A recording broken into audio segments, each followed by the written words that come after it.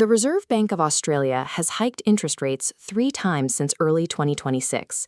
For the treasuries in New South Wales and Victoria, those global economic headwinds mean making hard choices about where their billions go. To make sense of these massive state budgets, we have to look past the top-line aggregates and divide the numbers by the populations they serve.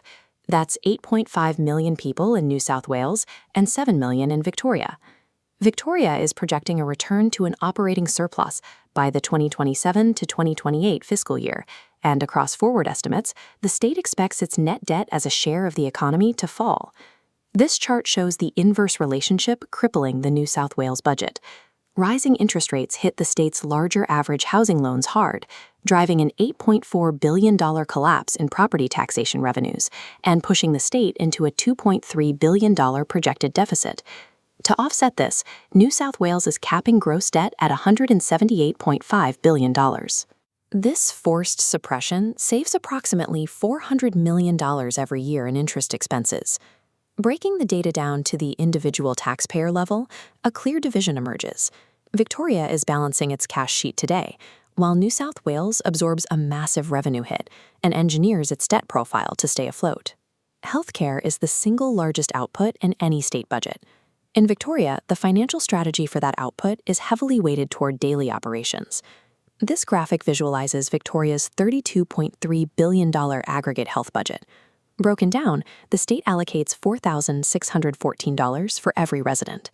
Most of that allocation goes straight into staffing and running facilities right now.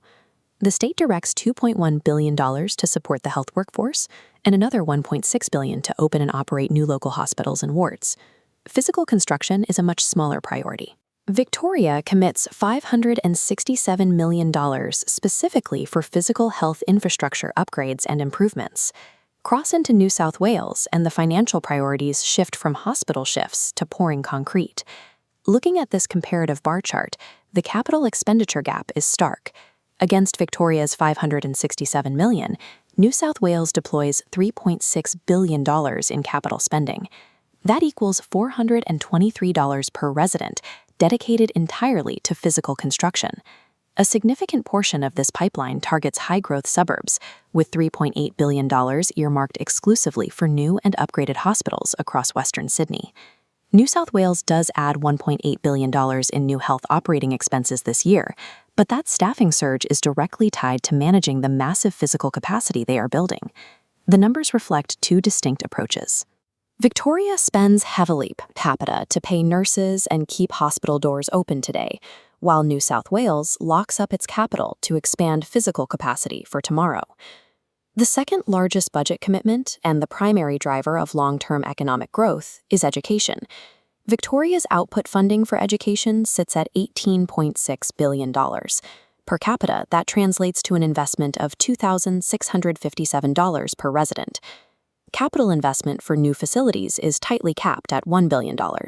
Instead of building outward, Victoria focuses inward on operational quality, directing $49 million to boost leadership skills through the Victorian Academy of Teaching and Leadership.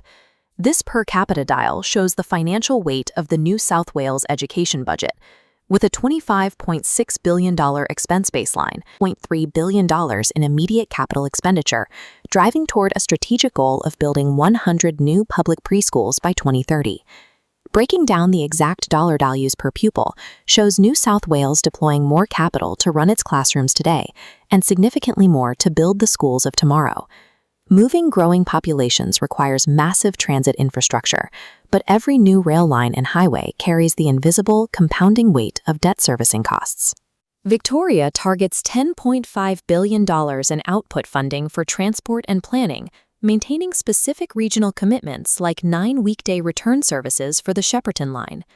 Protecting their projected surplus requires strict departmental austerity elsewhere. Victoria reduces operating expenses in the Premier's department by $110 million to keep their balance sheet intact. New South Wales faces a different structural threat to its transport network. While the state maintains heavy construction commitments, its external financial support from the federal government is collapsing. This graph plots the steep decline in federal transport funding allocated to New South Wales. The state faces an 11.4% average annual drop, slashing federal transport dollars from $3.08 billion down to $1.98 billion by the end of the decade. To survive this cash drain, New South Wales executes a strategy of balance sheet reform. The Treasury intentionally suspends contributions to the NSW Generations Fund to artificially lower its gross debt load. By removing that debt from the ledger, the state dodges hundreds of millions in yearly interest payments, freeing up liquid cash to keep their infrastructure pipeline moving. Neither state is immune to the high cost of transit construction, but where Victoria relies on strict internal austerity to balance the books, New South Wales uses aggressive accounting maneuvers to plug the gaps left by the federal government. For the average taxpayer, these high-level macro strategies eventually filter down to the monthly household budget. Victoria applies direct financial intervention. The state deploys a $2.5 billion cost of living package, which includes an instant 20% rebate on car registration fees to ease pressure on local families. New South Wales bypasses universal rebates to focus on targeted workforce retention. They allocate $170.8 million specifically to improve the take-home pay of healthcare workers through better salary packaging. When you divide the billions by the citizens they serve, the final verdict is clear. New South Wales stretches its balance sheet to the absolute limit to fund long-term structural expansion, while Victoria absorbs the fiscal pain today to offer immediate, tangible relief to its residents.